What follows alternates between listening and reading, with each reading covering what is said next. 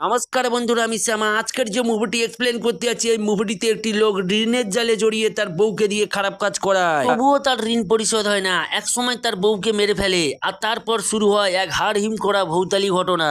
বন্ধুরা, এমন এক রহস্যময় ও ভৌতালি ভিত্তিক মুভি নিয়ে চলে এসেছি। তো চলুন বন্ধুরা, কথা না বাড়িয়ে শুরু করি। শুরুতে আমরা একটি মেয়েকে দেখতে পাই, আর এই মেয়েটির নাম হচ্ছে মারিয়াম। মারিয়ামের স্বামী রয় কার সঙ্গে ফোনে কথা বলছিল।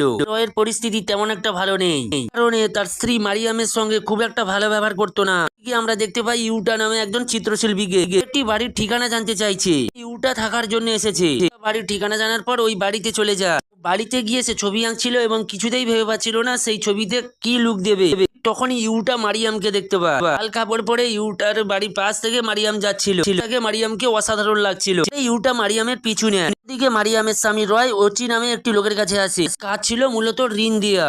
মতো ঋণ পরিশোধ করতে না পারলে তাদের উপর অত্যাচার করতো। ওচির কাছে মারিয়ামের স্বামী রয় এসেছে কিছু টাকা চাইতে। ওচির থেকে টাকা নিয়েছে।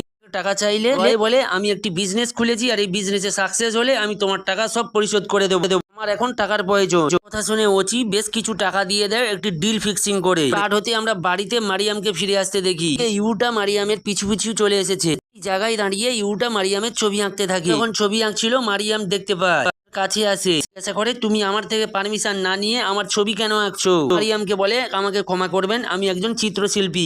আঁকছিলাম কিন্তু ভেবে পাচ্ছিলাম না কেমন লুক দেবো। আপনাকে আমি দেখতে পাই, আর এই ছবি আঁকার জন্য আপনার লুকসটা পারফেক্ট ছিল। কোন কথা শুনে মারিয়াম খুব খুশি হয়। মারিয়াম ইউটাকে তার বাবার ছবি আঁকতে বলে। ইউটাও রাজি হয়ে যায়। মারিয়াম বলে এর জন্য তার স্বামী থেকে পারমিশন নিতে হবে। ইউটা অ্যাপসেট হয়ে যায়, আর সে ভাবতে পারেনি যে মারিয়াম বিবাহিত। সিন চলে যায় রয়ের কাছে। ছবি আঁকার জন্য পারমিশন নিচ্ছিল। রয় বলে, টাকা পয়সা নিয়ে বাড়িতে এমনি সমস্যা চলছে, আর তুমি এমন সময় এইসব কথা বলছো। মারিয়াম বলে, এটার জন্য কোনো টাকা লাগবে না। তখনই রয় রাজি হয়ে যায়। মারিয়াম ইউটার বাড়িতে যায় আর তার বাবার একটি ছবি দেয়। বলতে থাকে, আমার বাবা একজন মহান ছিলেন, তিনি মহিলাদের অনেক সম্মান করতেন।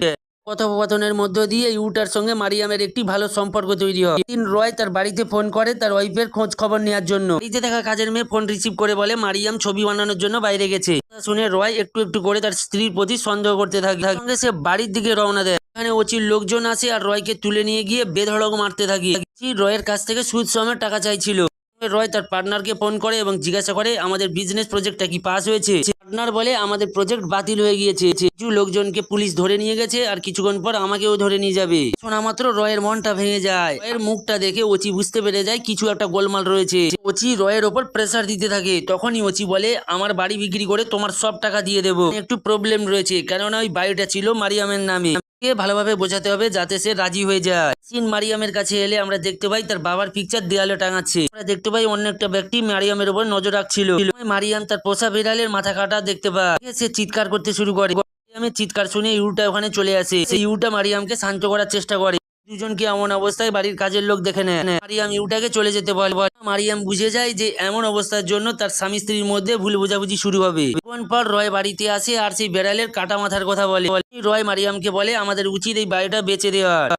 মারিয়াম রয়কে বলে, এটা কোনোভাবে সম্ভব নয়, কেননা এটা আমার বাবার শেষ চিহ্ন। এটা শুনে রয় মারিয়ামকে বলে, কালকে যদি আমার কেউ গলা কেটে দেয় সেটা কি তুমি দেখতে পাবে? বলে মারিয়ামের পোষা বেড়ালের মাথাটা ওচির লোকজনেরা কেটেছিল। মারিয়াম এই বাড়ি বিক্রি করার জন্য রাজি হয়ে যায়। তখন রয় মারিয়ামকে বলে, আসলে তুমি ওই চিত্রশিল্পীর সঙ্গে অবৈধ সম্পর্কে রয়েছো, পড়ে গেলেও তোমার তাই কিছু যায় আসে না। রয় রেগে গিয়ে বাড়ি থেকে বেরিয়ে যায়। রয় ওচিকে ফোন করে বলে, আমার স্ত্রী কোনো মতে বাড়ি বিক্রি করতে রাজি হচ্ছে না। ওচি রয়কে বলে, যদি তোমার স্ত্রী মারা যায় তাহলে সম্পত্তি তো তোমার হয়ে যাবে। তার স্ত্রীর সঙ্গে ইউটার একটা সম্পর্ক নিয়ে চিন্তায় ছিল, কারণে ওচিকে তার স্ত্রীকে মারার পারমিশন দিয়ে দেয়। প্ল্যানিং মাপে মারিয়ামের মৃত্যুর জন্য ইউটাকে দায়ী করবে। ওচি তার লোকজন দিয়ে ইউটা এবং মারিয়ামকে অপহরণ করে। রয় তার স্ত্রীর সঙ্গে কাটানো মুহূর্তগুলো মনে করে একটু অনুশোচনা বোধ করে। যা যা করেছে সবই ভুল করেছে। ওচিকে ফোন করে এবং বলতে থাকে সে যেন মারিয়ামের কোনো ক্ষতি না করে। কিন্তু ওচি একজন ভালো মানুষ ছিল না, তাই মারিয়ামকে তাদের লোকজনকে দিয়ে দেয়।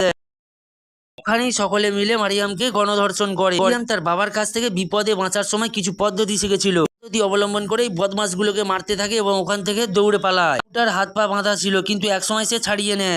মারিয়ামকে পালানোর সাহায্য করে। ওচির লোকজন ইউটাকে ধরে নেয় এবং পেটেতে একটা ছুরি চালিয়ে দেয়। পালাতে পালাতে একটি ব্রিজের কাছে আসে। আর ওখানেই মারিয়ামের সামনে হাত দেখাতে থাকে। অবাক করার বিষয় হলো ওই গাড়িটি ছিল ওচি। এর মধ্যে ওচির লোকজন সেখানে চলে আসে আর মারিয়ামকে চাকু চালিয়ে মেরে ব্রিজের উপর থেকে ফেলে দেয়। ওটা পুলিশ স্টেশনে আসে আর সব ঘটনা খুলে বলে দেয়। কোথাও মারিয়ামের দেহ পায় না। অন্যদিকে আমরা রয়কে দেখতে পাই, সে ঘুমন্ত অবস্থায় একটি বিড়ালের আওয়াজ শুনতে পায়। এটা শোনা মাত্রই নিচে এসে তাদের বাড়ির পোষা বেড়ালটাকে দেখতে পায়। বিড়ালটার গায়ে রক্ত লাগা ছিল।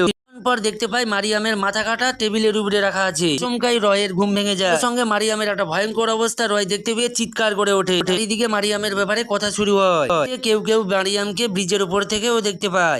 রয় মারিয়ামের ডেথ সার্টিফিকেট বার করানোর চেষ্টা করছিল, যাতে করে মারিয়ামের প্রপার্টি সে আরামসে বেচতে পারবে। একদিন রাত্রের বেলা ওচির একটি লোককে মারিয়াম ব্রিজের উপরে নিয়ে যায়।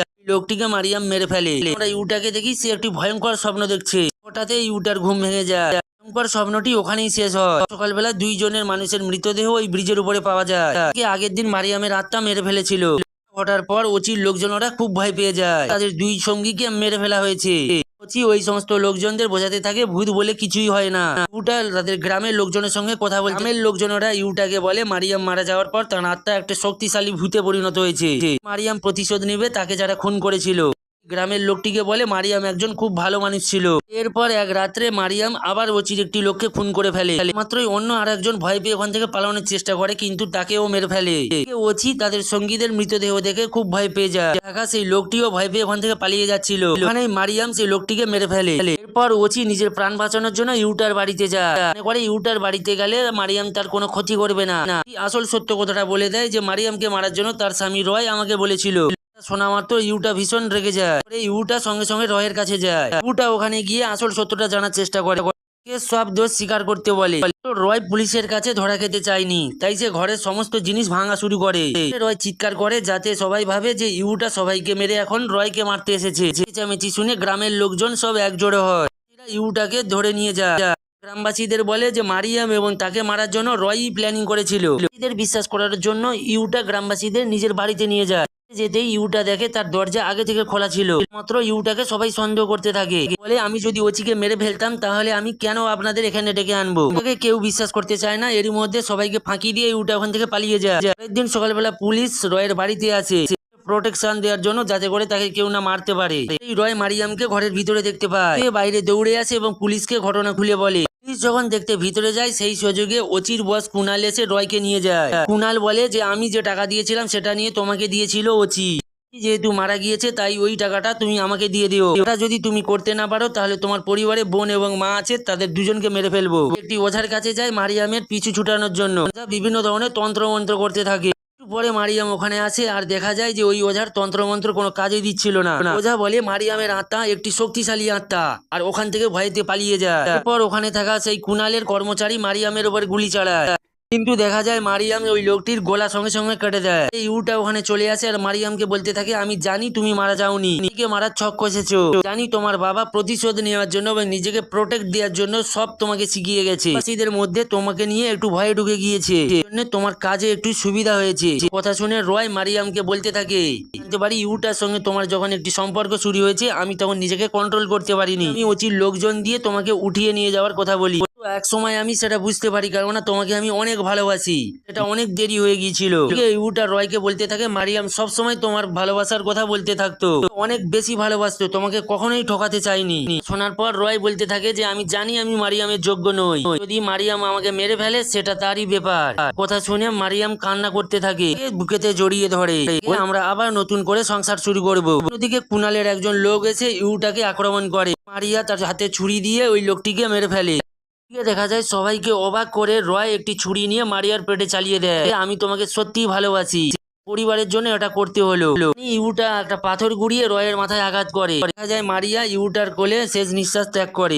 ইউটা পুলিশের কাছে আত্মসমর্পণ করে। হতে আমরা দেখি কুনাল এদিকে মারিয়ামের বাড়ি দখল করে নিয়েছে, আর দেখা যায় মারিয়াম সত্যি সত্যি ভূতে পরিণত হয়েছে। সমস্ত লোকজনদের মেরে ফেলে। ঋণ হচ্ছে মানুষের কাছে একটি অভিশাপের মতো। যদি কারোর কাছ থেকে লোন নিয়ে থাকে তাহলে ওই লোকটির কাছে সব সময় ছোট হতে থাকে। ঋণ নেওয়া থেকে বিরত থাকুন। তাহলে একবার জোড়ালে বন্ধুরা বেরিয়ে আসা খুবই অসম্ভব। আজকের মুভিটি কেমন লেগেছে কমেন্ট করুন আর একটা লাইক দিয়ে